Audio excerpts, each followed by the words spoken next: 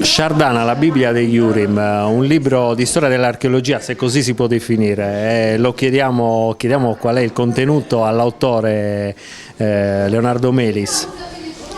Intanto non è la storia dell'archeologia, non esiste una storia dell'archeologia.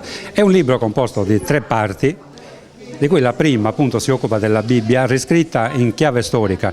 Attenzione, non è che riscriviamo la Bibbia, non mi permetto, in chiave religiosa o altro, in chiave storica con i testi dei popoli vicini a chi la Bibbia l'ha scritta, da dove poi salta fuori qualcosa che non torna, ma comunque è la realtà storica appunto. La seconda parte invece è composta da un dossier molto attuale oggi, perché Leonardo Melis fu quello che nel 2005 rivelò lo scandalo delle statue nascoste di Monti Brama, che poi furono prese e portate agli punti a Sassari per il restauro.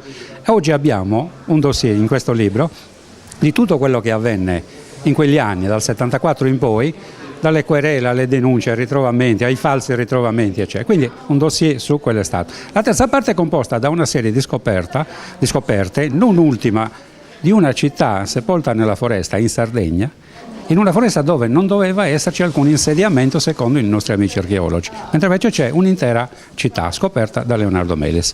Questo è un po', diciamo, il contenuto in via generale. 2 domande mi vengono in mente.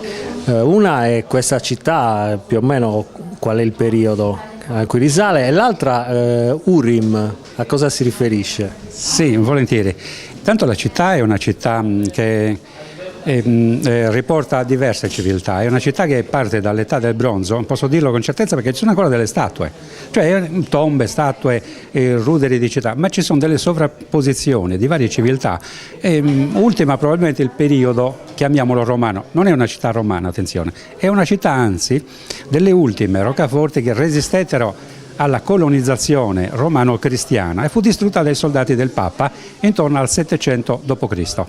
Ed è una cosa immane. Dal giorno nessuno ne ha più saputo niente, perché è dentro una foresta in un altipiano, quindi quasi irraggiungibile, dove ci si può perdere tranquillamente, però è rasa al suolo e si vede che non ci sono case più alte, case più basse crollate, sono tutte alla stessa altezza, rase al suolo, le tombe scoperchiate, le statue rovesciate ma ancora integre. Questo è. Quindi da un'età, diciamo, del bronzo fino al periodo cristiano della civiltà attuale.